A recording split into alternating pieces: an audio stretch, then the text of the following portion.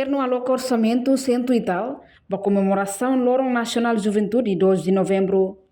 Ministro de Juventude e Desporto, Arte e Cultura, MZDAC, nele usar Sarmento para jornalista Sira. Lorong tolong racing ida fulang outubro tina rihundua ronolo racing hat.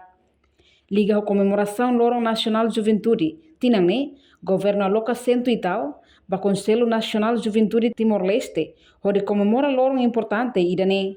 CNJTL Hamuto com o Grupo Jovem Lubuk se organiza evento para comemoração Lorong Nacional Juventude ne. Portanto, a comemoração do Lorong Nacional Juventude ne se realiza no município Sira. O Ministério da Juventude e Desporto entrega na Bahia Comissão Nacional, Conselho Nacional de Juventude Bacana, organiza CNJTL Hamuto com o Jovem Geração 2 de novembro Sira Bacana. Também grupos jovens Sira Lubuk que organiza o governo em termos de apoio técnico e financiamento.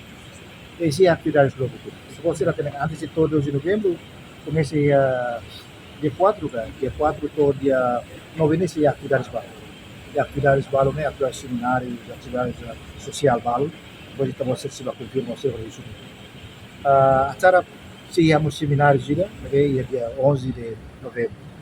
Depois acara puncak né, dia 12 de novembro e rua, vai para rua. E a parte da DR nesse ia reflexão para 12 de novembro, né? Veio desse hal igreja motel, vai a cemitério Santa Cruz. E vamos ter discursos parte do governo, se hal. Depois, a parte media, né, está celebra o Lorong Nacional da Juventude. Nesse halo ia, Ministério da Juventude, Desporto, Arte e Cultura, minha recintos, e atividades para que se ia atividades oficial, resmi, nessa celebração do Lorong Nacional. Se íamos atividades jovens, né, halo competição para drum band, caricobot, que inclui atividades músicas, se ia rentetan hal de cursos aos dia.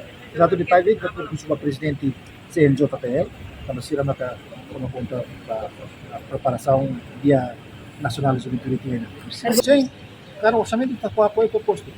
O município sira, o povo sira se organiza outro. Agora se necessitar la halo sira, cada comissões municipais sira mas se explica. Para 2 de novembro quase que 100 e tal, 120 e 130. E a comemoração tinang ne se halo atividade barak tanto yang nasional no município Sira. Reportagem Melania Conceição, Televisão Timor Post. Atau tem informação atual dia Clio, kita haluha, hane yang botão subscribe, like, halo comentário no faixa tutang ba media sosial hotu.